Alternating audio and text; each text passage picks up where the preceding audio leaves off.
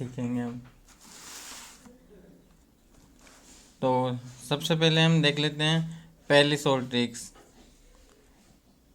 पहली short tricks है पूर्ण वर्ग संख्या।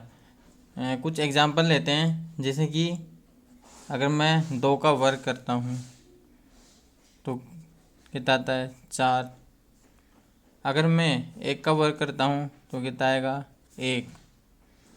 अगर मैं 3 का वर्ग करता हूँ तो कितना आएगा 9। मैं 4 का वर्ग करता हूँ तो कितना आएगा 16। 5 का 25, 6 का 36, 7 का 49, 8 का 64, 9 का 81 और 10 का 100।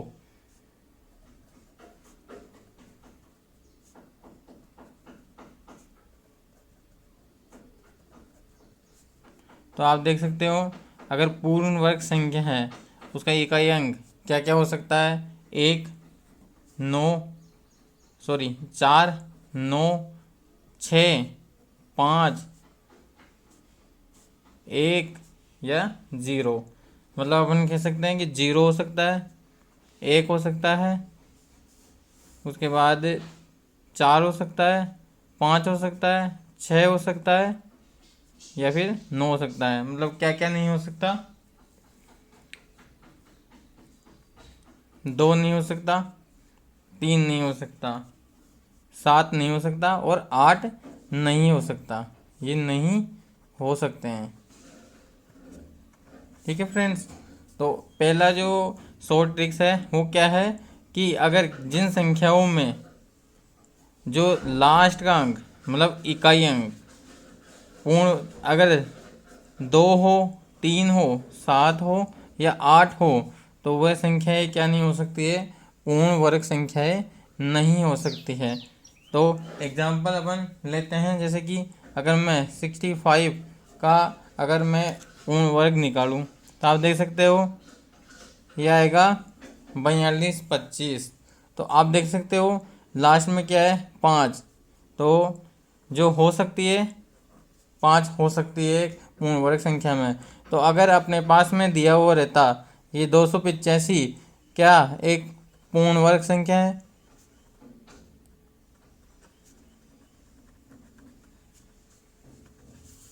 तो हम ये अनुमान लगा सकते थे कि ये एक पूर्ण वर्ग संख्या है। मैं अनुमान के लिए इसलिए बात कर रहा हूँ क्योंकि उसमें 2 या एक से ज़्यादा ऑप्शन और हो सकते हैं, इसलिए अपन कन्फर्म अभी नहीं कह सकते हैं। 2 नियम और हैं जिसके आधार पर अपन कन्फर्म कह सकते हैं कि एक पूर्ण वर्ग संख्या है या नहीं है। जो दूसरा नियम है फ्रेंड्स वो क्या है। तो दूसरे नियम में पूर्ण वर्ग संख्या ज्ञात करने के लिए जो संख्या है, संख्या का क्या करना है अपन को, बीजांग बीजांग ज्ञात करना है। ठीक है। तो बीजांग से मतलब क्या होता है कि जैसे कि एक संख्या है, मान लिया कि ये वाली अपन संख्या ले लेते हैं। तो इनके जो जितने भी अंक है इस संख्या में जो अंक है अंक उसका क्या करना है अपन को, योग करना है। क्या करना है, योग। तो अपन देख सकते हैं कि इसमें ये 4, 4, 8, 8 और 5 कितना 13। 13 का फिर से क्या करना है, योग। तो योग करेंगे तो कितना आएगा 4। ठीक है। तो हम देख सकते हैं कि जो पूर्ण पूर्ण वर्ग संख्या है उसका जो बीजांक है हमेशा क्या आ सकता है, 1 आ सकता है, 4 आ सकता है, 7 आ सकता है या 9 आ सकता है। केवल और केवल यही आएगा। यहाँ देखो इसका कितना आया बीजांक 4, मतलब ये एक पूर्ण वर्ग संख्या थी इसलिए इसका क्या है 4। लेकिन ध्यान रखना इसका उल्टा नहीं होगा।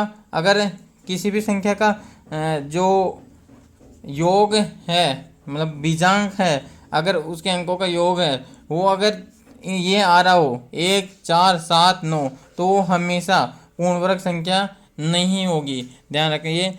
लेकिन अगर कोई भी पूर्ण वर्ग संख्या है तो उसका हमेशा बीजांक क्या आएगा, 1, 4, 7 या 9, इसके अलावा कोई सा भी नहीं आएगा। और एग्जांपल ले सकते हैं, जैसे कि ऊपर की तरफ अगर मैं बात करूँ 7 का कितना है 49, अगर मैं 49 का बीजांक निकालूं तो कितना आएगा 4।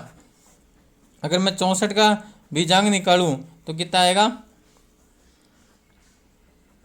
10 मतलब 1। ठीक है, तो अपन देख सकते हैं कि कोई सी भी एक अगर संख्या पूर्ण वर्ग संख्या है तो उसका जो बीजांक है हमेशा वो क्या आएगा, वो आएगा 1, 4, 7 या 9। इसके अलावा एक लास्ट नियम है, वो नियम ये है कि कोई भी पूर्ण वर्ग संख्या है, कोई भी पूर्ण वर्ग संख्या है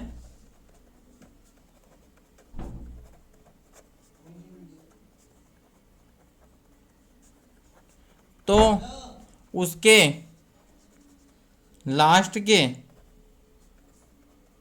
2 अंक हमेशा विषम नहीं हो सकते।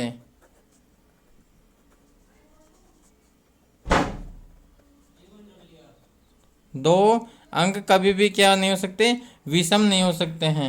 जैसे कि अगर मैं एग्जांपल लूं 42, 25, तो इसमें आप देख सकते हो लास्ट के 2 अंक में एक अंक क्या है, सम है, और दूसरा क्या है, विषम है। ऐसा हो सकता है, लेकिन दोनों कभी भी विषम नहीं होंगे। अगर अपन ये अगर तीनों नियम अपन देखते हैं तो किसी भी संख्या का अपन ये पूर्ण वर्ग संख्या है या नहीं है इसका पता अपन आसानी से लगा सकते हैं। इसके अलावा कुछ और ट्रिक है, जैसे कि ये एक पूर्ण वर्ग संख्या है या नहीं है।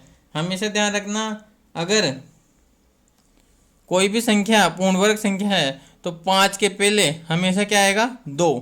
5 के पहले हमेशा क्या आएगा, 2। जीरो हमेशा किस में आएंगे, डबल्स में। जैसे कि अगर मैं 10 का वर्ग करता हूँ तो कितना आएगा, 100। तो इसमें देख सकते हो आप कितना आता है, ये डबल में आता है। ठीक है, मतलब डबल में आ सकता है, 4 टाइम में आ सकता है, मतलब सम संख्या में आएगा। ये हमेशा किस में आएगा, सम संख्या में 0 आएगा। ठीक है फ्रेंड्स, थैंक यू। मेरे वीडियो को लाइक कीजिए, मेरे चैनल को सब्सक्राइब कीजिए। ऐसे वीडियो मैं नेक्स्ट टाइम लाता रहूँगा। धन्यवाद।